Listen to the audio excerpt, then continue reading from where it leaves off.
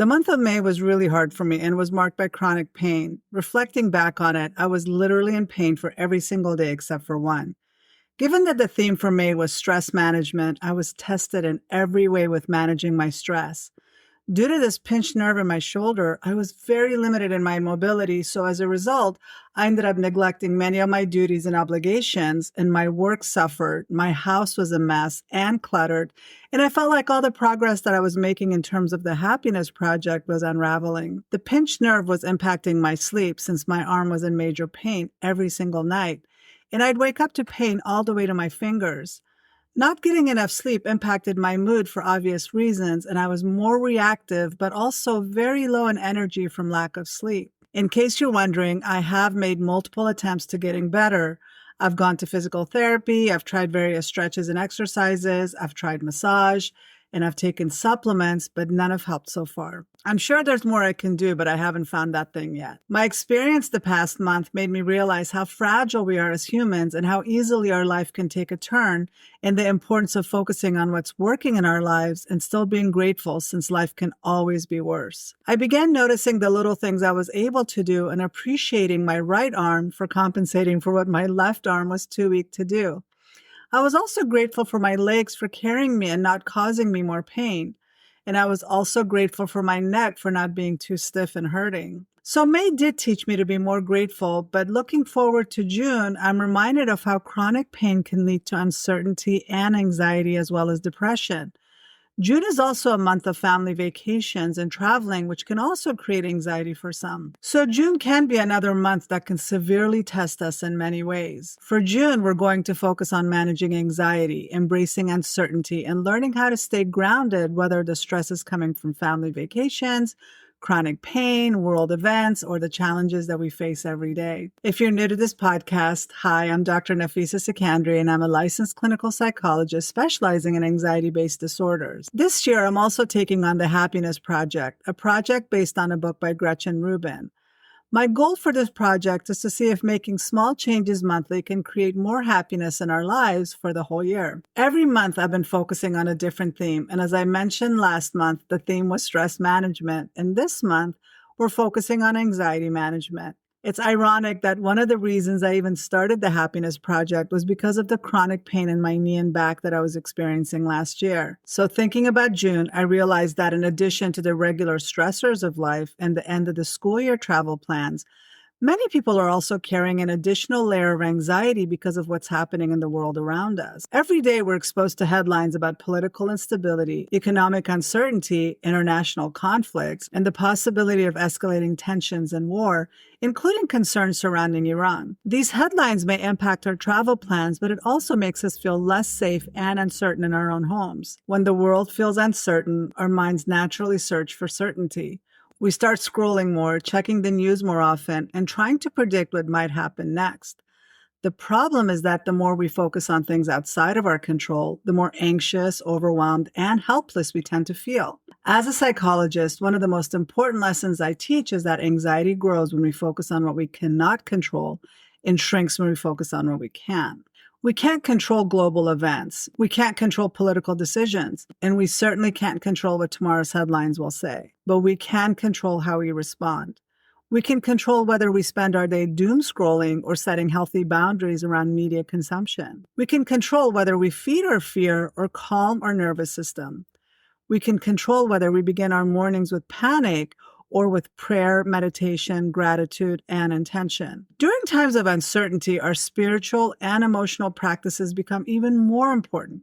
This is the time to strengthen your relationship with God, deepen your prayer life, spend time in meditation, focus on gratitude, and remind yourself that worrying about tomorrow does not change tomorrow.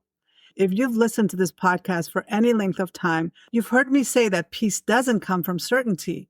Peace comes from learning how to remain grounded even when certainty is unavailable. And that's the challenge I want us to focus on this month.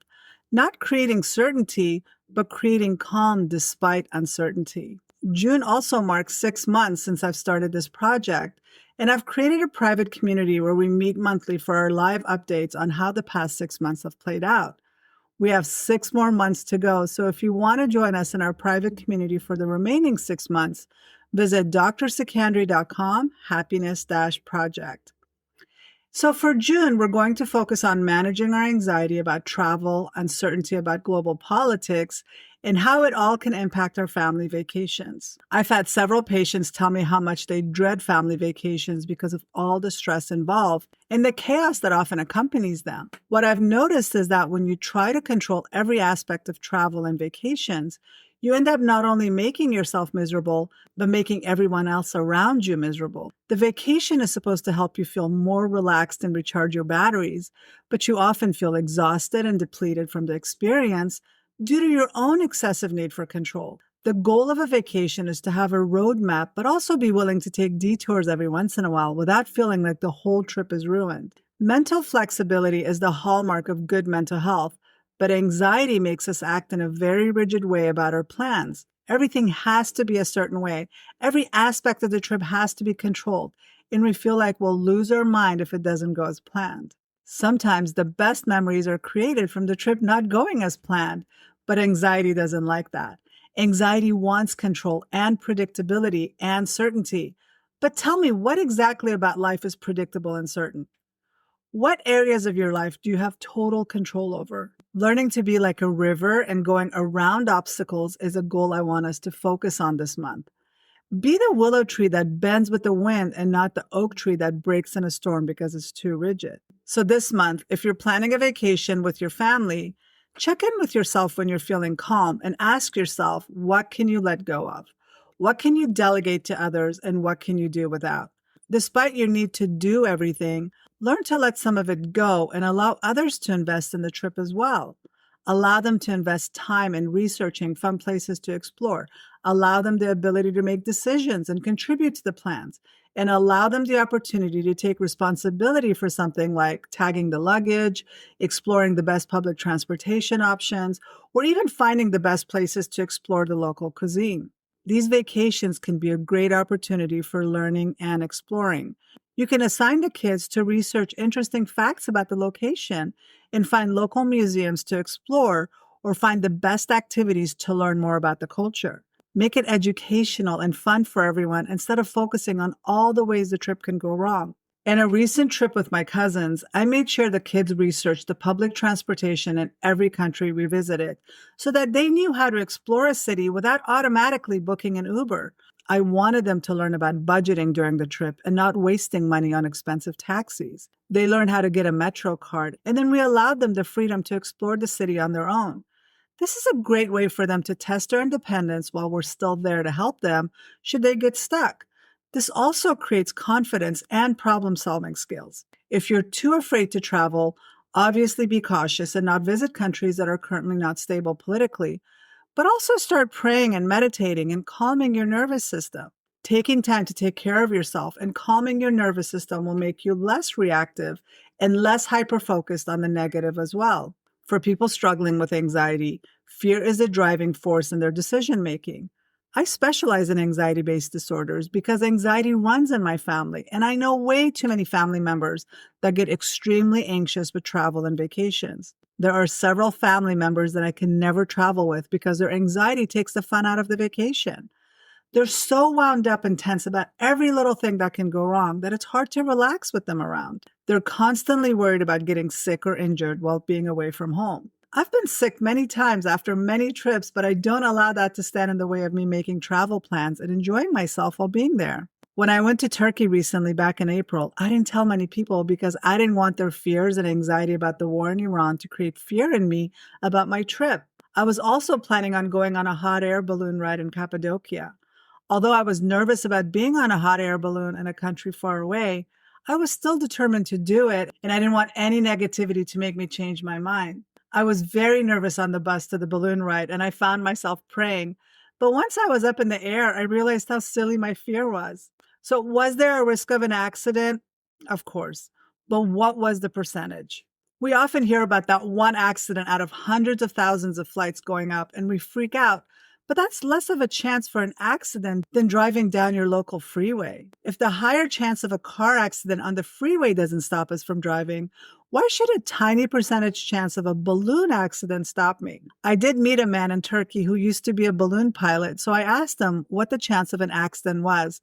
And he said it was a very, very small chance and that balloon rides were generally very safe. I wish I met him and asked him this question before I went on my ride. But that's the case with anything. We need to ask ourselves, what's the chance that something can go wrong? Could there be a chance that something could go wrong?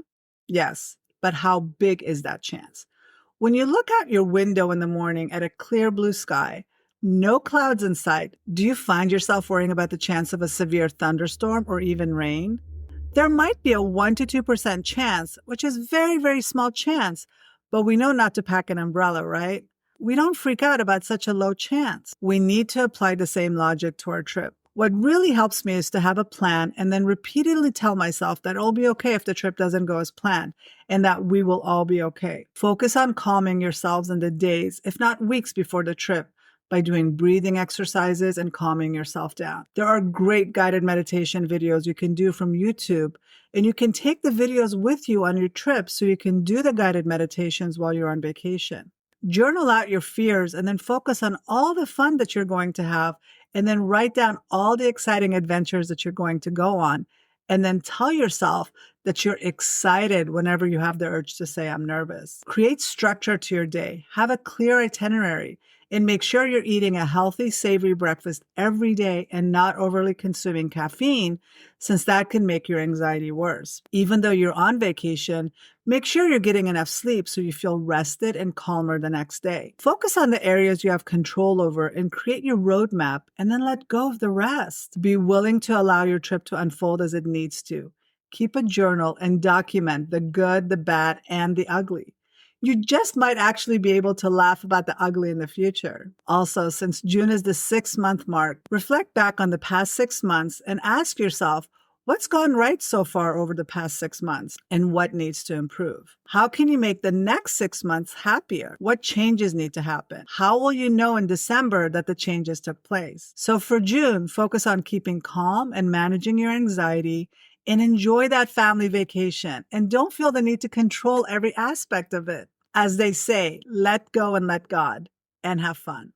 And before we wrap up, I have something exciting to share with you. Over the past several months, I've been developing a brand new 10-week coaching program designed to help women break free from chronic stress, anxiety, overwhelm, and emotional exhaustion by addressing the root causes and not just the symptoms. To celebrate the launch, I'm offering 5 scholarship opportunities for women who are ready to create meaningful change in their lives, but may need additional support to make the investment possible. If you've been struggling with anxiety, feeling stuck, and constantly overwhelmed, or finding yourself trapped in cycles of worry and stress, I invite you to schedule a free consultation call to see if you're a good fit for the program and whether you qualify for one of these scholarship opportunities. You can learn more and apply by visiting drsekandari.com. I would love the opportunity to support you on your journey towards greater peace, confidence, and emotional well-being. I'd also love to hear from you. You can now directly text us your comments from the podcast show notes, or you can comment below the YouTube video. Tell me if you find family vacation stressful and full of anxiety and what you've done to manage your anxiety. If you want to join us inside the Happiness Project and get through the next 6 months together, visit drsekandari.com/happiness-project. Please share this episode with someone struggling with anxiety related to family vacations. Until next time.